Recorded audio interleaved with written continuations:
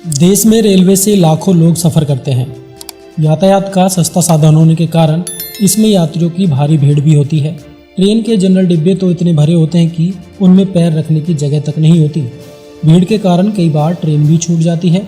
ऐसे में सवाल उठता है कि क्या जनरल टिकट के आधार पर आप ट्रेन में किसी दूसरे कोच में भी सफ़र कर सकते हैं या नहीं। तो आइए जानते हैं इसको लेकर रेलवे का क्या नियम है।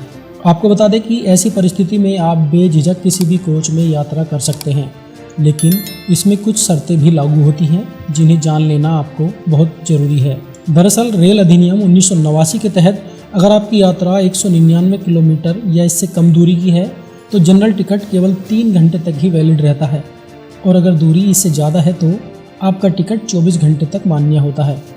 अगर आपकी यात्रा लंबी है और आपके पास जनरल श्रेणी का टिकट है तो ऐसी परिस्थिति में आपको किसी दूसरे कोच में चढ़ने के बजाय अगली ट्रेन के आने का इंतज़ार करना चाहिए।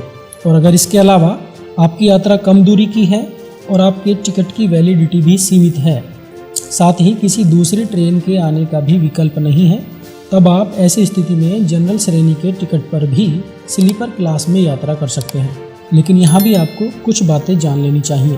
पहली बात तो यह है कि आपको किसी भी खाली सीट पर बैठने का अधिकार नहीं है। रेलवे अधिनियम की धारा 138 के तहत ट्रेन में प्रवेश करते ही सबसे पहले आपको टीटीई को ढूंढना होगा और उसके मिलते ही आपको बताना होगा कि किन परिस्थितियों में आपने स्लीपर क्लास में प्रवेश किया है।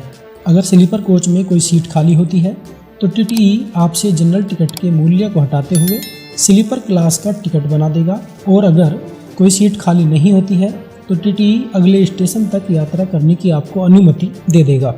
इसके बाद भी अगर आप स्लीपर क्लास में ही अपना सफ़र जारी रखना चाहते हैं तो आपको टीटीई को 250 रुपये का जुर्माना देना होगा।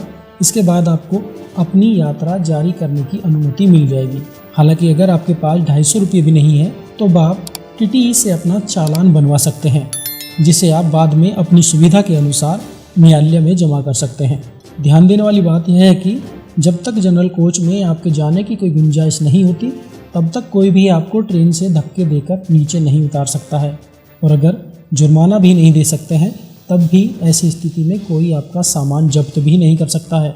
आशा करते हैं कि वीडियो में दी गई जानकारी आपको ज़रूर पसंद आई होगी।